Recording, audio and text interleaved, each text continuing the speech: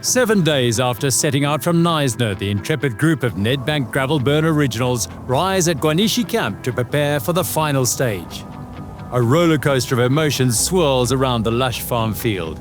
It's been a week packed with adventure, contrast and camaraderie. So much to take in. Friendships forge around the breakfast table. So much to remember. A solitary moment to savor the privilege of riding gravel bikes through a vibrant, beautiful land. The helpful burn crew and camp hosts have kept the fires burning with determination and good humor. One of life's great inventions, the bicycle, has enabled 500 like-minded men and women from all corners of the globe to tackle a unique journey that will live with them for many years. Through the rain, the sun, the wind and the pain, they've risen again, lit the flame one more time to take it all the way to Shamwari.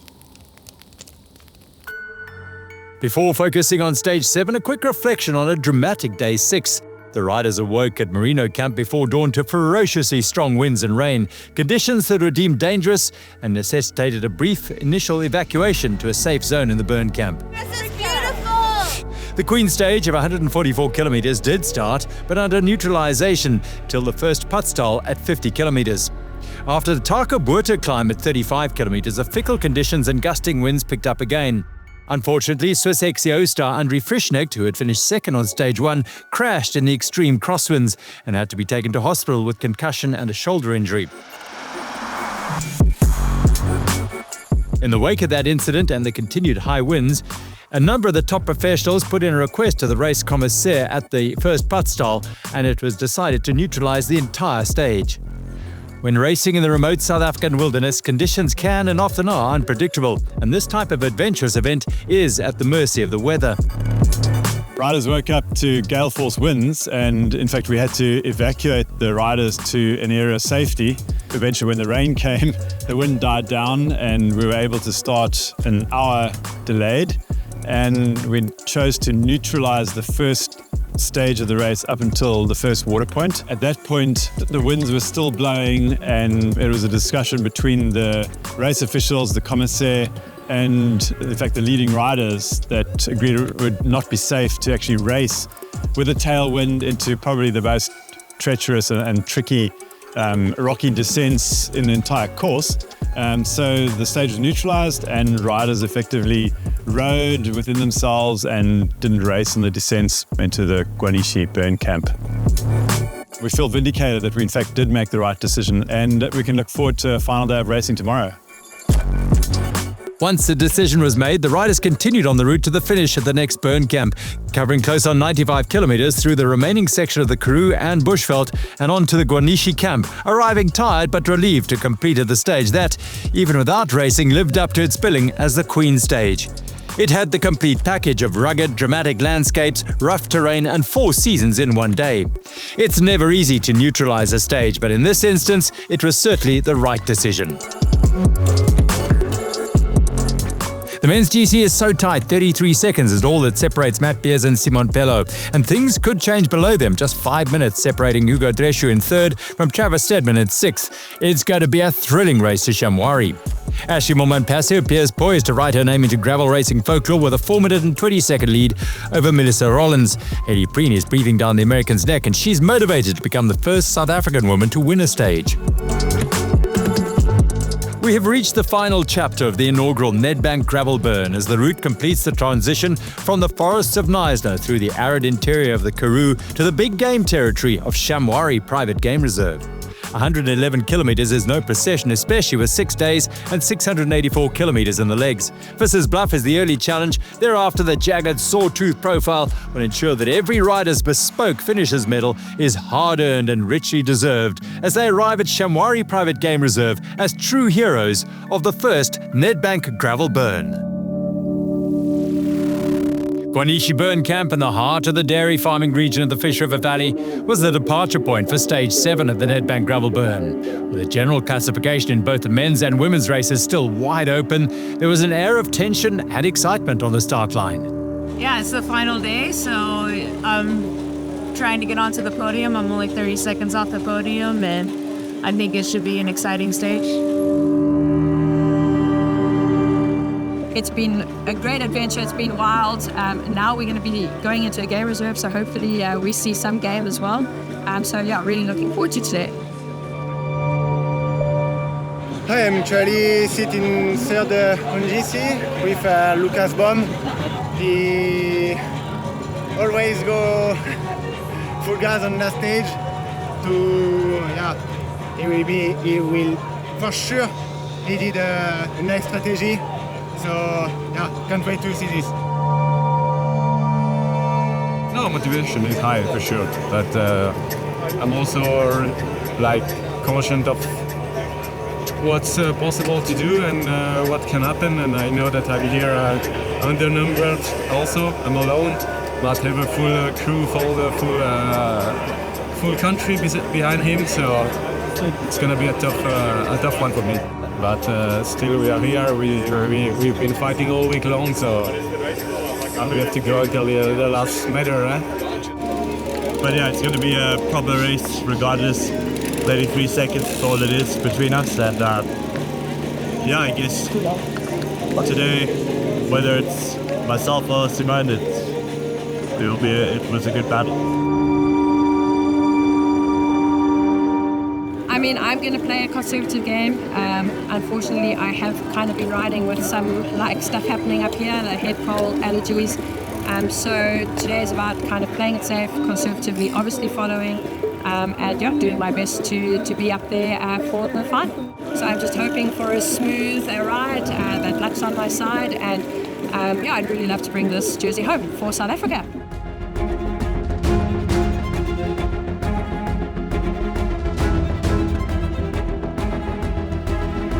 There was the very real prospect of both the men's and women's fire starter trophies being won by homegrown talent.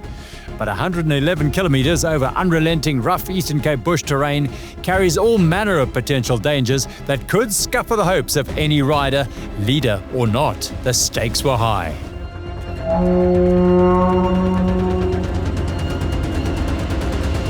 For the last time in the inaugural Nedbank Gravel Burn, the haunting sound of the kuru horn sends them away on another great adventure into the South African wilderness.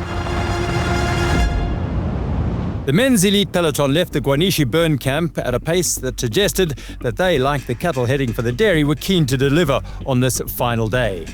It was a day full of potential for big races, and this is one of them. Andreas Seewald, the German champion, bolting off the front on the gravel.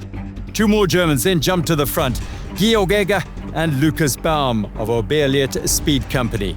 All week long, they have been real animators and attacking riders. Hugo Dreschu, Tristan Nokia, Chad Hager and Andrew Lesperance all in attendance. There was so much at stake on this final day. The glory of winning the final stage and of course the general classification, where just 33 seconds separated the overall leader, Matt Beers, in the Assos Ember leader's jersey, and Simon Pellaud in the red helmet there from Switzerland was chasing glory in this first Nedbank Gravel Burn. The early kilometres characterised by attacks from a number of riders. Lucas Baum, Alistair Brownlee, the double Olympic triathlon champion. And of course, EF Education's Lachlan Morton. An Unbound winner in 2024, his legendary status rubber-stamped by a circumnavigation of Australia. They cut into Swartwaterskloof after the first Padstall, and the pace was electric. Tom Pidcock in there as well. Everyone was up for this day's racing. 3 water crossings caused 1 or 2 riders to lose position. One of them was Simon Pellaud. He daren't get too far away from the Ember leader's jersey of Matt Beers. He needed to be right on his wheel, and for a while he wasn't, but made his way to the front of the group at high speed. The intensity of the racing was unbelievable.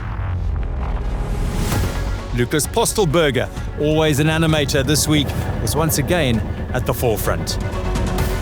Despite the electric pace, the group pretty much all together. Postelberger with Hugo Dreschu never far from the front. The first of a number of casualties is a frustrating day for Andreas Seewald. A drop chain. He, along with Georg Egger, Alistair Brownlee, and then Tom Pidcock all suffered punctures. Their hopes of winning the stage gone. Frustration for Seewald, after a very strong week. He finished second to Pidcock on stage number 5. Namibia's champion Alex Midder, looking for a place to shine, well, he attacked out of the river and put the pedal down. And going with him was Johan van Zyl from the Toyota Specialized team and Lucas Postelberger. Meanwhile, the general classification group content to bide their time. Van Zyl digging deep to bridge across to Postelberger.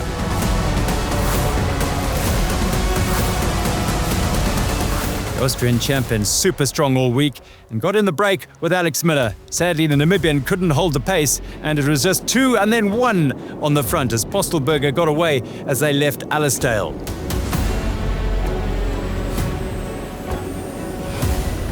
After on the front this week, the Austrian champion and former Giro d'Italia stage winner wanted to seal the week with a stage win at Shamwari.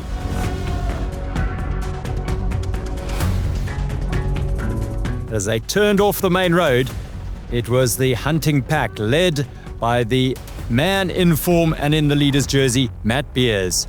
He dragged with him another 6 riders, but such was the pace from Beers, they started to fall off. Into Shamwari and Lucas Postelberger was hauled in. Tristan Nokia was also in. He was looking to improve his general classification position and move into the top 4. Driving the pace, Travis Steadman, a wonderfully in-form racer at the moment here in South Africa. And eventually, the pace saw to it that just 4 could survive. Postelberger on the front. His years of racing on the World Tour coming good here on the gravel roads of Shamwari. Tristan Nokia at the back of Imbuko Kemchamp was a fatigued man. He'd had an earlier puncture and had to work hard to get back, but he couldn't get to the front to work. He was eventually encouraged by Matt Beers to do some work on the front, but it was hard yards for the young man from George. Beers, though, was the alpha rider here and dictating the pace. Postelberger hanging on and hoping that he could benefit from the work done by Beers.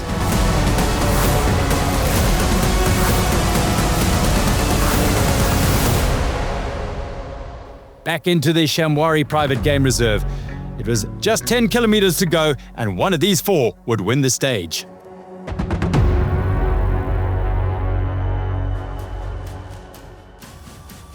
You're watching stage 7 of the Nedbank Gravel Burn.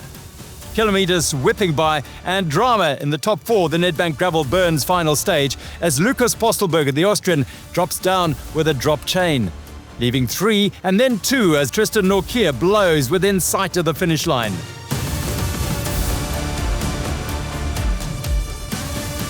This allowed Matt Beers in the Ember Leaders jersey to usher his teammate and great ally throughout the week, Travis Steadman, towards the finish line. It was Steadman who crossed the line, arms raised high, as winner of the final stage at the Nedbank Gravel Burn. The overall winner, of course, was Matt Beers. Steadman in 3 hours 14, 7 seconds ahead of Beers, Tristan Nokia taking 3rd ahead of Lucas Postelberger. The general classification battle was Simon Pellaud couldn't sustain it all the way through to the finish. He finishes 5 minutes and 26 seconds behind the first winner of the Nedbank Gravel Burn, Matt Beers. Delight for the big man from Neisner as he finishes off a job. He started well by winning stage 1 in Avontuur. The champion in 2025. See the inaugural Nedbank Gravel Burn. It lived up to its reputation. It's tough, it's rough. I'm glad the racing could be full gas today. It was a really nice route. This type of terrain is what really makes racing exciting, just like proper fast rolling, tactical. And yeah, I'm glad I just had proper legs today. Yeah, hopefully it grows to be a huge event in the future, and then when I'm old and fat, I can say that I won the first one.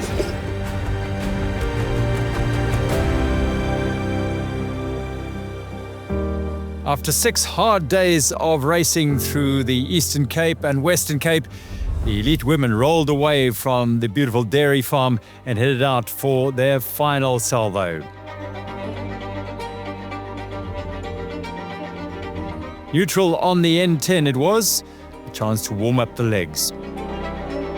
On general classification, Ashley Montman-Passio 4 minutes and 20 seconds ahead of Melissa Rollins of the States. Haley Preen in third place, 6:21 back, just 2:21 behind Melissa Rollins. Lauren Stevens was just 30 seconds the American champion behind third place Haley Preen. Much for her to gain. Axelle Dubau-Prevot, 5th overall, 8:54 down for the former leader of the race, who won the first 2 and the 5th stage of the race after conceding over 10 minutes on stage 4.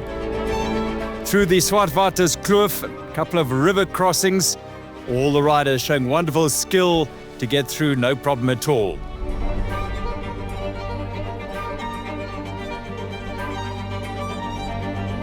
But then trouble for Melissa Rollins. Second place overall, and stopping with her, Axelle Dubau-Prevot. At this stage, Dubau-Prevot was content to wait for Rollins, thinking that she would not have any say in the overall, being over 8 minutes and 54 seconds behind the overall leader, Ashley Montman-Passio. Back in the main group, Axelle Dubau-Prevot was clearly feeling strong.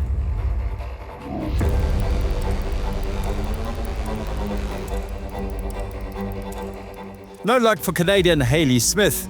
She had a nasty fall and a puncture. She had a fall on stage 4 as well. She's fought hard throughout the week. She's 11:55 down on general classification and losing more time. Bravely fighting on, she's on the bike, trying to get back to the lead group, which was pressing on at a cracking rate under the directorship of Haley Preen. Meanwhile, further back, Ashley Montman-Passio had suffered a puncture at Allisdale and had lost huge amounts of time. Her overall lead was under serious threat. Whether she knew it or not, Axelle Dubau-Prevot pressed on and really drove the pace. Rollins tried to stay with her, but such was her searing attack that only Lauren Stevens and eventually Haley Preen were able to hang with the French champion. The champion of Africa, the champion of France, and the champion of the United States battling it out on the final stage of the Nedbank Gravel Burn. Batting it out for places lower down the overall standings were Clara Koppenberg, Olivia Hottinger, and Theresa Rindler-Backel. This was positions 7, 8, and 9 on the general classification. But the fight for the overall lead on the stage was intensifying. The French champion, showing the form she's had all week, started to ride away from Stevens and Preen.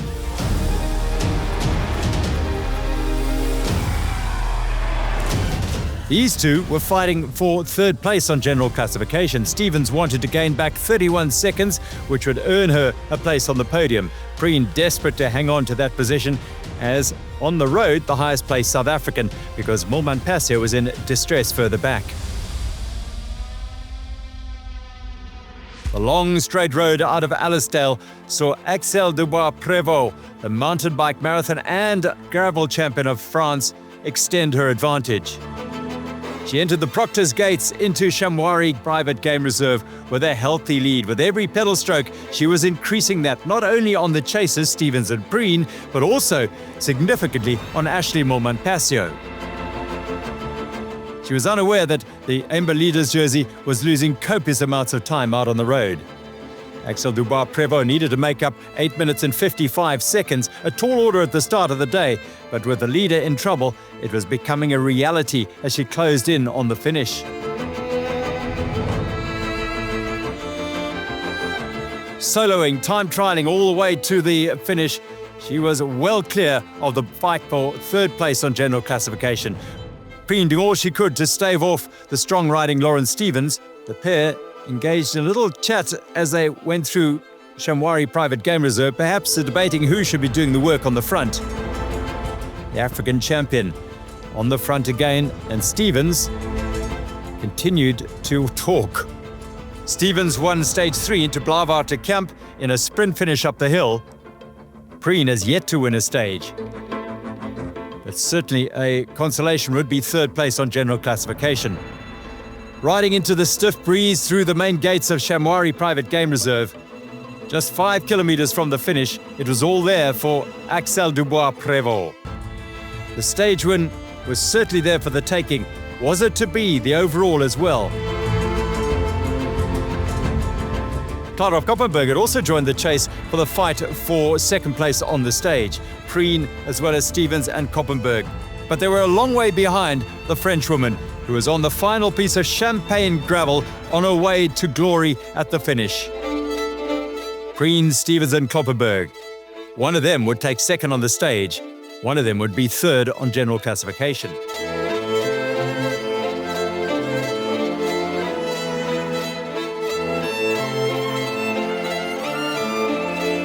Meanwhile, it was glory for Axelle Dubau-Prevot as she stormed to victory, her fourth stage win of the Nedbank Gravel Burn in glorious fashion in 3 hours, 52 minutes and 40 seconds. Lauren Stevens would take second and Hayley Preen a second behind her for third place, Koppenberg in fourth. Axelle Dubau-Prevot duly took the overall win by 2 minutes and 7 seconds from Rollins as Ashley Moorman-Passio slipped down to fifth place, 10 minutes and 40 down. It was another chaotic day for everyone. I just went full gas from, I think, kilometers 70 to the finish line. I saw Hugo waiting for me. I thought I was out of GC now. So it was an amazing feeling. Kept fighting, and I thought, yeah, anything can happen. Yeah, I did it.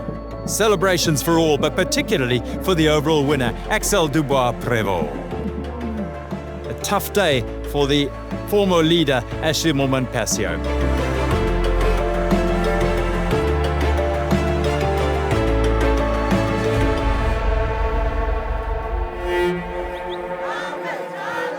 The Shamwari burn camp was buzzing with emotion and rhythmic energy as the riders were welcomed into the finish after a truly amazing week of gravel racing. Yeah, it's been super good. I mean, smooth roads, fun riding. It was good fun.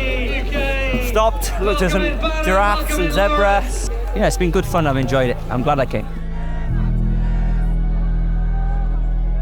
It's only the first edition, and I really wanted to be part of it, and I'm proud of what I did, and I blew up today, but it's been a tough week.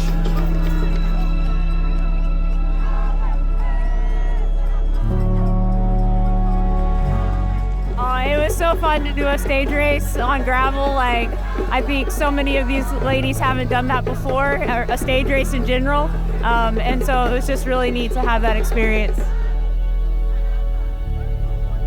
Today was amazing champagne gravel, but yeah, the last 6 stage was very tough, and I didn't expect this. So yeah, it's a race to remember. I will come back for sure.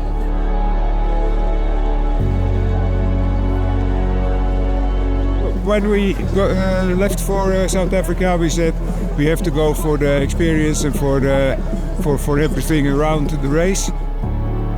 Just to finish the last 30k there through the game reserve was amazing. We actually stopped off and saw zebras, giraffes, all kinds of animals. So really cool.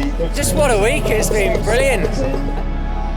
6 burn camps, 7 days, 768 kilometers, 10,600 meters of climbing.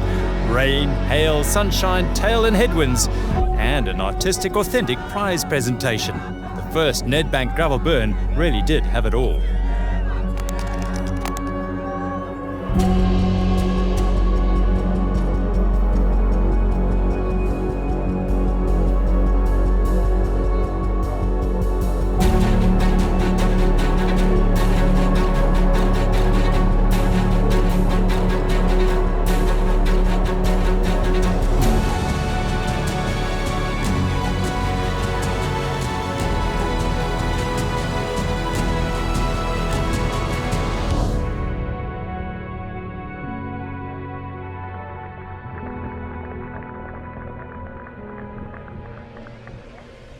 Making a slice of gravel racing history, the top 3 women in third, South Africa's Hayley Preen, Melissa Rollins from the USA in second, and the winner, Axelle Dubau-Prevot of France.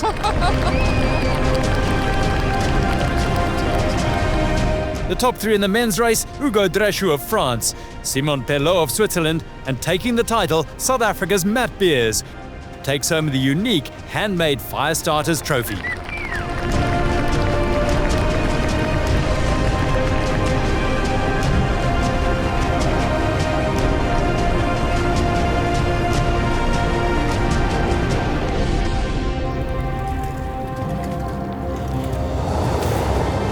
The inaugural Nedbank Gravel Burn will hold a place in the hearts and minds of all those who were part of a truly remarkable week.